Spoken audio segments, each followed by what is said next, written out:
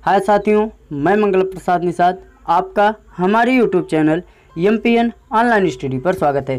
तो साथियों, इसके पहले जो चैप्टर हम पढ़े थे विद्युत धारा के बारे में पढ़े थे। तो अगर आपको कोई भी दिक्कत हो तो आप कमेंट बॉक्स में बता सकते हैं। तो अब हम जो अगला टॉपिक पढ़ेंगे साथियों, मोस्ट इंपॉर्टेंट टॉपिक है विद्युत विभव। जी हाँ, विद्युत विभव क्या होता है, इलेक्ट्रिक पोटेंशियल क्या होता है। तो अब हम जो टॉपिक बात करेंगे तो इलेक्ट्रिक पोटेंशियल के बारे में बात करेंगे। जी हाँ, विद्युत धारा के बाद जो टॉपिक आती है इलेक्ट्रिक पोटेंशियल की आती है। तो अगर आपको किसी भी प्रकार से दिक्कत हो तो आप हमारे कमेंट बॉक्स में ज़रूर पूछेंगे। तो चलिए हम वीडियो को शुरू करते हैं साथियों। वीडियो को शुरू करने से पहले अगर आप हमारे चैनल पर नए हैं तो प्लीज़ चैनल को सब्सक्राइब करना मत भूलिएगा। तो चलिए देखते हैं कि विद्युत विभव क्या होता है। जी हाँ, इलेक्ट्रिक पोटेंशियल क्या होता है।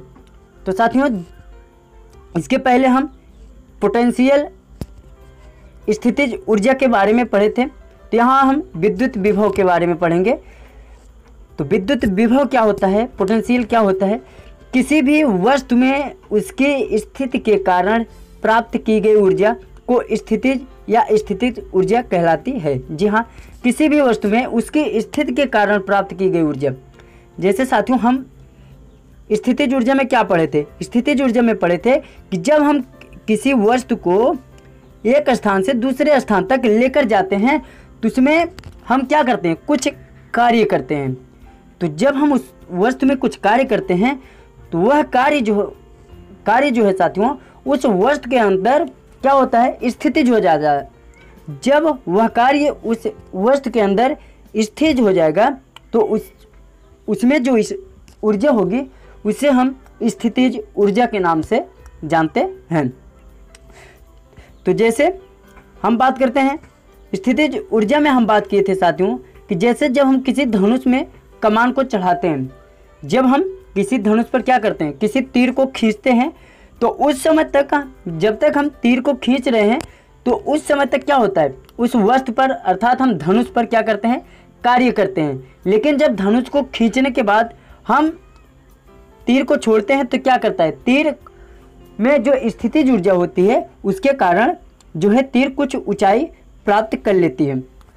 तो एक प्रकार से क्या होता है, स्थितिज ऊर्जा आ जाती है। उसी प्रकार से साथियों, जब हम इलेक्ट्रॉन, इसके पहले हम पढ़ चुके थे इलेक्ट्रॉनों का जो प्रवाह होता है साथियों, इलेक्ट्रॉनों के प्रवाह को ही हम क्या कहते हैं, विद्युत धारा कहते हैं। अर्थात जब एक इलेक्ट्रॉन एक स्थान से दूसरे स्थान तक जाता है, अर्थात जब इलेक्ट्रॉनों का प्रवाह होता है किसी वस्तु के अंदर, तो हम क्या कहते हैं, उसे हम विद्युत धारा के नाम से जानते हैं। तो अब हम जानें कि विद्युत विभव जो होता है साथियों, जब हम किसी एक इलेक्ट्रॉन को हम बहुत दूर से अर्थात एक बिंदु से लेकर एक दूसरे बिंदु तक ले आते हैं। अर्थात जब हम किसी इलेक्ट्रॉन को इन्फिनिटी से लेकर किसी विद्युत क्षेत्र में लाते हैं, किसी भी इलेक्ट्रॉन को जब हम इन्फिनिटी से लेकर उसको हम विद्युत क्षेत्र में लाते हैं तो उस समय साथियों क्या होता है, उस इलेक्ट्रॉन पर, उस आवेश पर हमें कुछ ना कुछ क्या होता है, कार्य करना पड़ता है।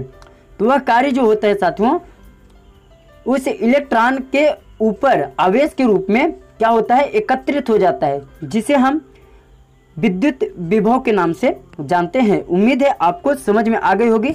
अगर आपको किसी भी प्रकार से दिक्कत हो तो आप कमेंट बॉक्स में जरूर पूछेंगे। अब हम बात करेंगे, जब विद्युत क्षेत्र में किसी संदर्भ बिंदु के अनुरूप, जैसे आपको इस फिगर में दिख रहा है कि हम एक बिंदु से क्या कर रहे हैं, इलेक्ट्रॉन को विद्युत क्षेत्र के अंदर लेके आ रहे हैं। अनुरूप एक आवेश को किसी अनंत बिंदु से एक बिंदु पर ले जाया जाता है। तो यहाँ पर आप देख रहे हैं कि हम इस अनंत बिंदु से इलेक्ट्रॉन को जो है लेकर आ रहे हैं, एक बिंदु पर, किसी बिंदु पर ले जाया जाता है। तो आवेश पर हुआ कार्य, जो हम आवेश पर कार्य करते हैं, अर्थात उस इलेक्ट्रॉन को एक स्थान से अनंत से विद्युत क्षेत्र के अंदर लाने में जो कार्य करते हैं साथियों, उसी को हम क्या कहते हैं, विद्युत विभव के नाम से जानते हैं। वह कार्य जो होता है आवेश के ऊपर किया जाता है और वह ऊर्जा के रूप में आवेश पर जमा हो जाता है, जिसे हम विद्युत विभव के नाम से जानते हैं। और अगर हम बात करें, यह कार्य जो है विद्युत क्षेत्र में होता है। तो अभी आपको बताएं इस किसी अनंत बिंदु से हम चार्ज को लेके आ रहे हैं, तो विद्युत क्षेत्र में लेके आ रहे हैं साथियों, तो यह कार्य जो होगा हमारा किसी विद्युत क्षेत्र में होगा। इसीलिए हम इस कार्य को विद्युत विभव के नाम से या इलेक्ट्रिक पोटेंशियल के नाम से जानते हैं। और विद्युत विभव का जो एसआई मात्रक होता है साथियों, वह होता है जूल प्रति कूलम्ब। जूल प्रति कूलम्ब यह मात्रक कहाँ से आया, इसके बारे में अगर हम बात करें तो जब हम कोई एक बिंदु एक स्थान से दूसरे स्थान तक लाते हैं तो क्या होता है, हम उस पर कार्य करते हैं। तो कार्य का जो मात्रक होता है साथियों क्या होता है, कार्य का जो मात्रक होता है वह होता है जूल। कार्य का जो मात्रक होता है वह होता है जूल प्रति, और इलेक्ट्रिक का जो मात्रक होता है वह होता है कूलम्ब। तो मात्रक जो आया वह आया जूल प्रति कूलम्ब। इसे हम साथियों शॉर्टकट नाम वोल्ट से भी लिख सकते हैं। जी हाँ, इसको हम शॉर्टकट नाम वोल्ट से भी लिख सकते हैं। और विद्युत विभव जो होता है साथियों वह एक प्रकार की अदिश राशि होती है, अर्थात इसमें किसी भी प्रकार के दिशा की आवश्यकता नहीं होती। तो आप वीडियो पर लास्ट तक बने रहिए, इसके बारे में हम आगे बात करेंगे कि विद्युत विभव के बाद जो आता है विद्युत विभवांतर आता है। विद्युत विभवांतर किसे कहते हैं। जी हाँ, ITI की क्लासेस शुरू हो गई हैं, तो अगर आप जो भी ITI करते हैं, ITI के इच्छुक हैं, ITI की तैयारी कर रहे हैं, तो आप हमारे चैनल को जरूर से जरूर सब्सक्राइब कर लीजिए, क्योंकि ITI की क्लासेस सभी जो है सिलेबस के हिसाब से और जल्दी आपको कराई जाएगी, ताकि आप में किसी भी प्रकार से दिक्कत न हो। तो चलिए जानते हैं कि विद्युत विभवांतर क्या होता है। Electric potential difference. जी हाँ, विद्युत विभवांतर आपको यहाँ से दिख रहा है कि विद्युत में विभवांतर, विभव अंतर, अर्थात विद्युत के विभव में जो अंतर होता है उसे हम विभवांतर के नाम से जानते हैं। आप देख रहे हैं कि जब हम किसी कार्य को क्या करते हैं, एक स्थान से दूसरे स्थान पर ले जाते हैं, या जब कोई भी वस्तु या कोई अगर हम ले लें जैसे जल है, तो जल का प्रवाह कब होता है साथियों, जल का प्रवाह तभी होगा जब उसके पीछे जो है क्या होगा, जल में स्तर का जो अंतर होगा, इसी के कारण जल का प्रवाह होता है। और यहाँ पर इलेक्ट्रॉनों का प्रवाह कब होगा, जब इनके इलेक्ट्रॉनों के बीच क्या होगा, अंतर होगा। जैसे साथियों हम अगर बात करें तो कोई एक बैटरी ले लेते हैं, तो बैटरी क्या करता है साथियों, बैटरी जो है वह एक प्रकार से माध्यम होता है। बैटरी में आप जानते हैं एक तरफ प्लस अर्थात पॉजिटिव होते हैं चार्ज, और एक तरफ क्या होते हैं, नेगेटिव चार्ज होते हैं।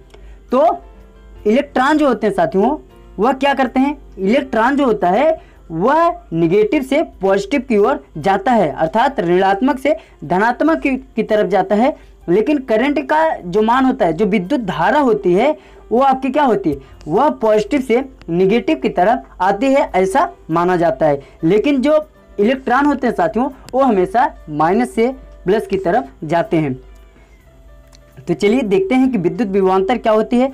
तो बैटरी जो होती है साथियों, बैटरी की बात कर रहे थे, तो बैटरी जो होती है वह उसके जो इलेक्ट्रॉन होते हैं वह माइनस से प्लस की तरफ चलते हैं। और यह चलते क्यों हैं, किसी भी बैटरी के अंदर क्या करते हैं, हम उसको चार्ज करते हैं।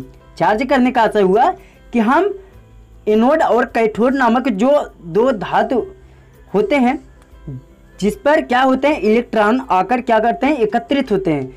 तो हम उस पर क्या करते हैं, जबरदस्ती, मतलब एक प्रकार से उस पर क्या करके हम धक्का देकर उसके अंदर स्थापित करते हैं प्लस और माइनस, अर्थात धनात्मक जो इलेक्ट्रॉन होते हैं और प्रोटॉन होते हैं, हम क्या करते हैं, बैटरी के अंदर एकत्रित करते हैं। तो उस समय क्या होता है साथियों, जब हम क्या करते हैं, इसको कनेक्शन को चालू करते हैं, तो जो यहाँ पे इलेक्ट्रॉन होते हैं साथियों वह प्रोटॉन की तरफ क्या करते हैं, गति करने लगते हैं। तो जब इलेक्ट्रॉन जो है प्रोटॉन की तरफ गति करेंगे तो आगे जो इलेक्ट्रॉन होंगे उनके रास्ते में वो उनको धक्का देते हैं, और जो है अपना जो है पूरे का जो सफ़र होता है, पूरे क्षेत्र का, विद्युत क्षेत्र का जो सफ़र होता है उसको पूरा करते हैं, जिसमें हमें क्या होता है, विद्युत क्षेत्र में दो बिंदुओं के बीच स्थैतिक ऊर्जा के बीच में अंतर प्राप्त हो जाता है। अर्थात साथियों हम अगर विद्युत विभवांतर की बात करें तो एक कूलम्ब धनात्मक आवेश को, एक कूलम्ब धनात्मक आवेश को विद्युत क्षेत्र में एक बिंदु से दूसरे बिंदु तक ले जाने में जो कार्य किया जाता है और उन बिंदुओं के मध्य जो अंतर होता है, एक कूलम्ब को हम क्या करते हैं, एक स्थान से दूसरे स्थान तक ले आते हैं और उन दोनों बिंदुओं के बीच जो अंतर होगा, मध्य, उन दोनों बिंदुओं के मध्य जो अंतर होगा साथियों, उसे हम विभवांतर के नाम से जानते हैं। और विभवांतर का मात्रक जो होता है साथियों, वह भी वोल्ट होता है और यह भी जो है विभव की तरह एक अदिश राशि होती है। जैसे साथियों विभवांतर अगर आपको भी अच्छे से ना क्लियर हुआ हो तो जैसे आप दो टप ले लेते हैं, क्या करते हैं, दोनों टप में हम ऊपर तक क्या करते हैं, पानी भर लेते हैं, दोनों टप के अंदर हम जल रख लेते हैं और इन एक टप में हम पानी की मात्रा जो है जल का स्तर ज़्यादा करते हैं और दूसरे टप में जल का स्तर हम कम करते हैं। तो जब हम इन दोनों के बीच एक नली लगा देते हैं तो क्या होता है, आप देखते हैं कि जिसमें पानी का स्तर ज़्यादा है उसमें से कम पानी वाले स्तर की तरफ पानी जो है प्रवाहित होने लगता है। वह तब तक प्रवाहित होता रहेगा साथियों जब तक कि दोनों का स्तर बराबर न हो जाए। यह क्यों हो रहा है, यह जल स्तर के कारण हो रहा है।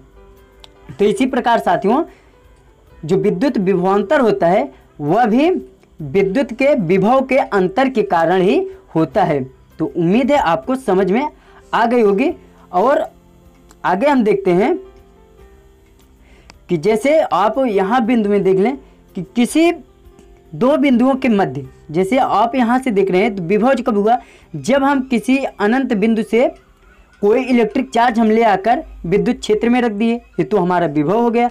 अब विभवांतर क्या हुआ, अब विभवांतर जो होता है विद्युत क्षेत्र के अंदर ही होगा साथियों। जब हम विद्युत क्षेत्र के अंदर किसी एक इलेक्ट्रॉन को एक स्थान से दूसरे स्थान तक ले जाते हैं, या जब वह एक स्थान से दूसरे स्थान तक जाता है या प्रवाहित होता है तो उसे हम विभवांतर कहते हैं, अर्थात विभव में अंतर आ जाता है। इसीलिए विभव जो है एक स्थान से दूसरे स्थान तक जाता है। तो उम्मीद है आपको वीडियो समझ में आई होगी साथियों। अगर आपको जो भी दिक्कत हो आप हमारे कमेंट बॉक्स में ज़रूर बताएंगे। फिर मिलेंगे साथियों हम अगली वीडियो में, तब तक के लिए धन्यवाद।